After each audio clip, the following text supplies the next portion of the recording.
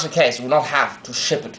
If you bought the cloth in England and Italy, do not get it shipped to Dubai and then ship it back to them. If they are in England, ship it directly to England. I mean, the English cloth from Sheffield, just get it shipped to England, which will be cheap. And then the Italian cloth of the ship it to them. And then you might send them your measurements. Obviously, it would be much better if you are there to actually see the way they're doing, to actually explain precisely what you desire, and also to see them working, see how it is actually done, and be able to say, oh no, can you stitch it like that instead of like this? And also for the measurements would be much more accurate, because already those people are willing, and some of them are doing it very accurately. That does not mean that there are good tellers. Some of them are still learning. A lot of them are women. Most of them are women who went from women's wear to menswear, which is completely different, and they started doing that in their 30s, 40s or 50s. So they don't have the past experience. So even if you are pleasant and take all the measurements they want, it will not be as well tailored than what a sort of Zach Pinson would do or Rudolph Paddy, but also it will bring the cost down, and it will still be super accurate if they agree to do it super accurately, and if they sort of know, and if you probably help them and advise them.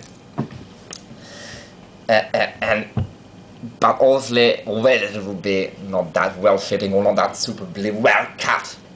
Even if you are living with them, it will be even worse if you live in Dubai, never see them, and just send measurements. But if that is what which has to happen, at least it will be historically accurate.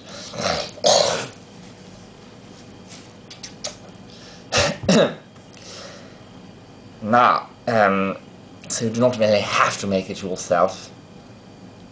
The thing with making it yourself is then you actually know what you're doing, you know exactly how it is made, because you are the one doing all the steps. Also, I'm not going to say now, dye the cloth yourself, because I already talked about it in the case of your video, and that becomes sort of unrealistic, so...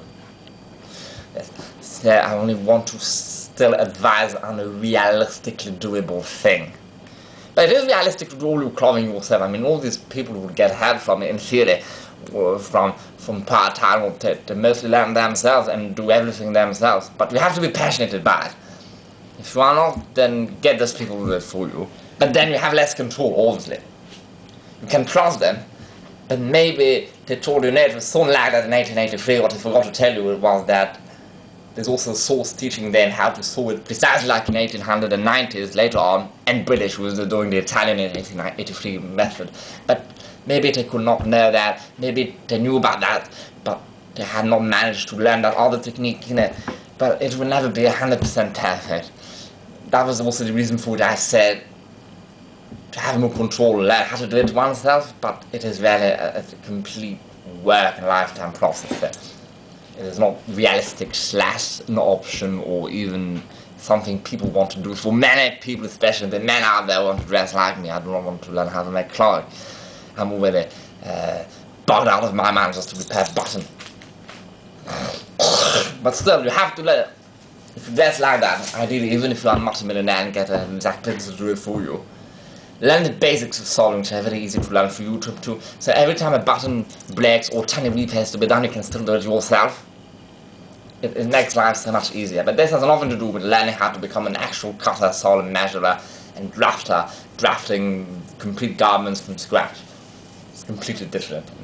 The mass of volume is comparable, of work is comparable to somebody saying, oh, I know how to drive a car, so I'm going to become an astronaut. Do you know what I mean? There's one of what one means. But now, so one gets into the supposition that a person is bigger than I, and so it has to be entirely made.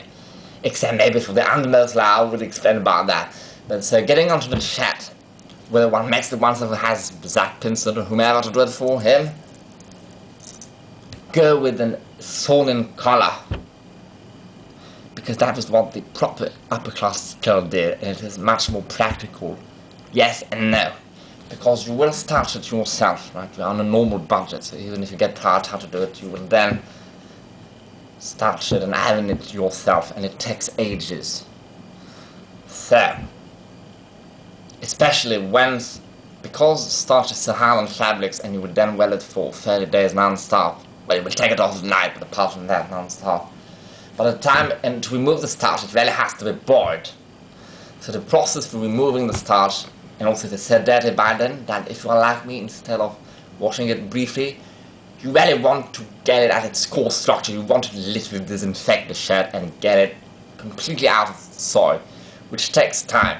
The best manner is to pull it in the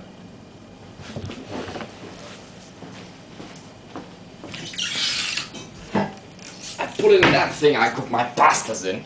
So I entirely scrub it beforehand. Put tap water, wait for it to boil on the stove, obviously put cover so it is faster, and then put the shirt in with a bit of borax.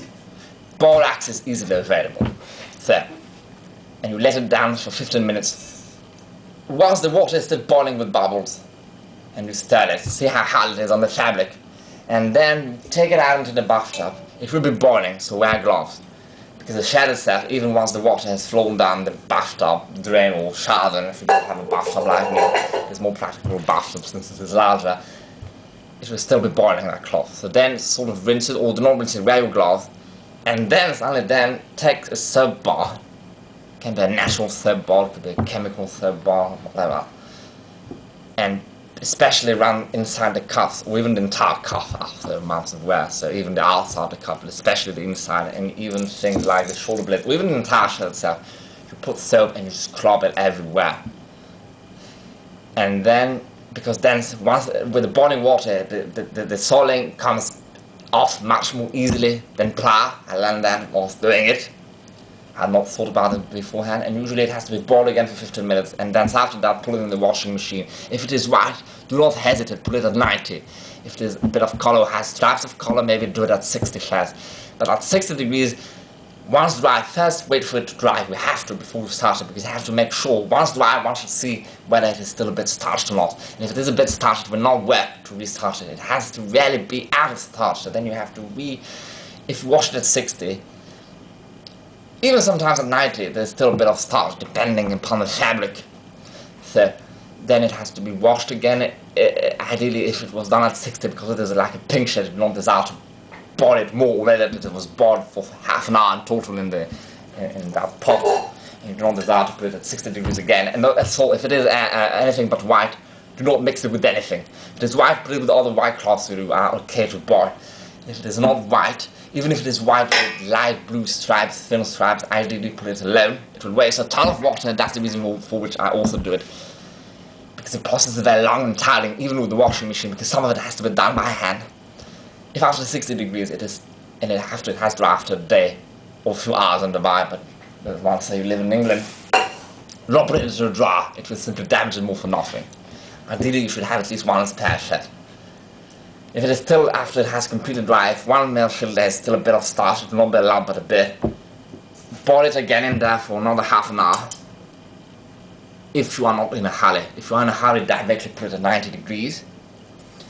And then once it is dried again, normally by that time the cloth will be completely different. It will be completely soft again, and it will be completely soil-free. Maybe some soiling will remain at the edge of the cuffs. The only manner to remove that really will be to scrub like a complete madman. And even then, sometimes it does not really go. But scrubbing like a complete madman on the inside edge usually wears that super quick. And there's no point really, because it is only in the inside. So it will just wear the cuff and the collar out more quickly, and then that will actually show, unlike the minimum vessel of dirt. And if it is white, use Vanish. The product Vanish is superb to restore super whiteness and remove any stains. If it is not white, you cannot use Vanish, but use borax. And laundry detergent, if it is white, completely white, use Vanish and normal laundry detergent. Then there is no need for borax. You may use borax or Vanish once you boil it in there, if it is white. That's it, to explain. After that entire process is done, which takes really almost half a day's work, usually because it has been well for 30 wears and it will starch, and when it's starched, it is like cardboard, so it pours in. When it pours out a seam, it has a tendency to break that seam much more easily the starchier it is. And not just the seam, but also the fabric and stuff. But the only way to repair fabric is to patch it. And if the fabric is dead, there's no point doing that, because you put a patch, and then after a week, underneath the patch, the breakage continues. Then beyond the path, so what are you going to do? Another path, a patch? That's pointless. So if you make your own clothing, you might want to just take down the sleeves, untuck it, unstitch it, and not cut it up, but unstitch it, and then make an entire new sleeve. But then the whole fabric might be dead 2 weeks later. So